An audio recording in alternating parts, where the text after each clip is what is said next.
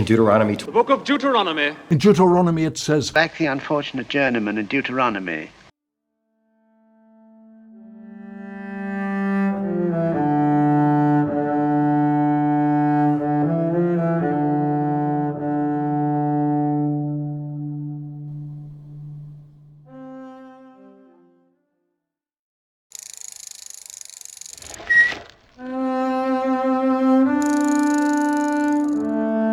Today we're diving into the book of Deuteronomy, the fifth and final book of the Torah.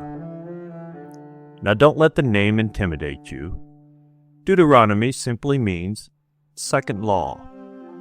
But that doesn't mean Moses was handing out a brand new set of rules.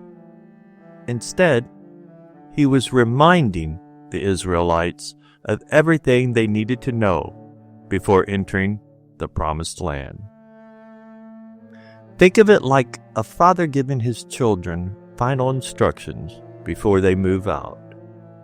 He's not adding new rules, just reinforcing what matters most.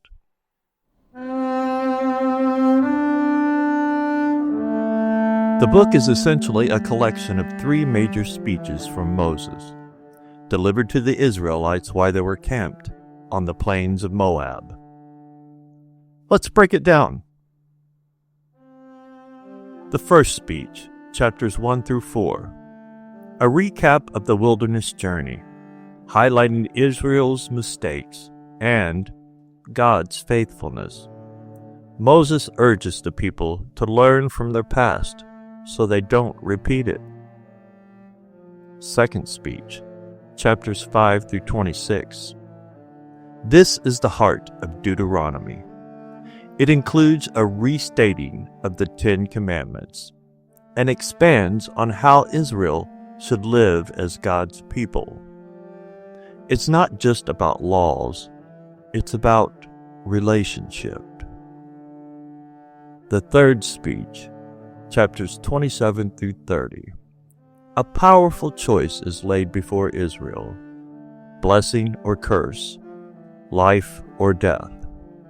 Moses pleads with them to choose life by loving and obeying God. After these speeches, the book wraps up with Moses passing the leadership to Joshua, blessing the tribes, and then ascending Mount Nebo, where he sees the promised land before he dies.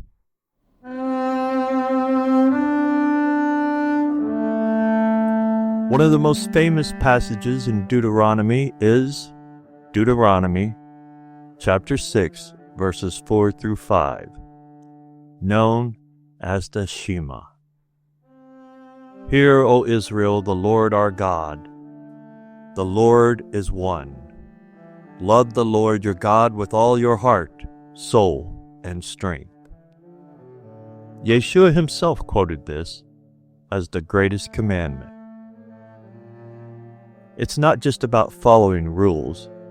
It's about loving God with everything we have.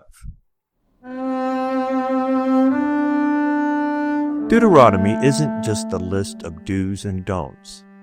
It's about a covenant, a deep, committed relationship between God and his people.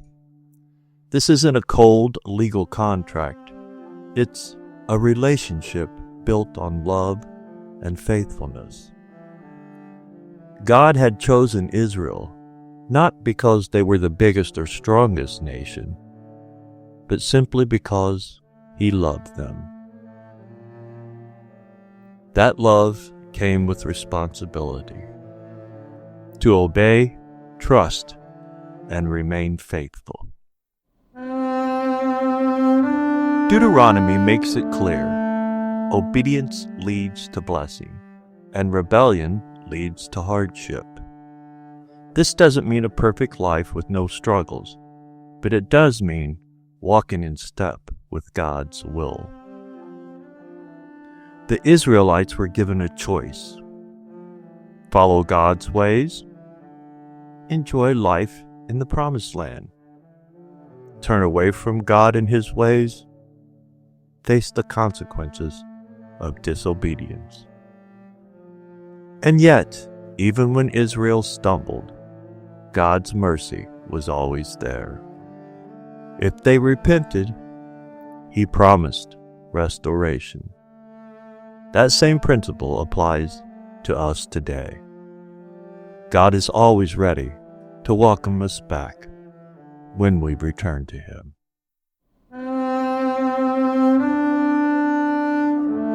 For believers, Deuteronomy reminds us that faith isn't just about rules. It's about relationship. Loving God means walking with Him daily. Our choices have consequences. Every day, we can choose to walk in obedience or to go our own way. God's love is steadfast.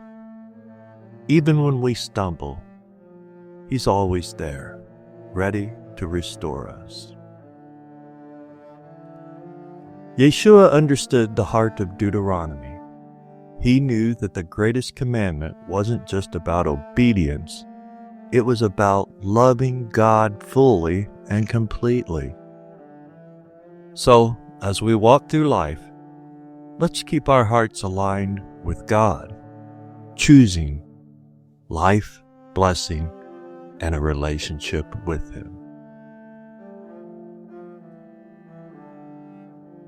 Thank you for joining me here today, my friends and family, as we begin our journey through the book of Deuteronomy.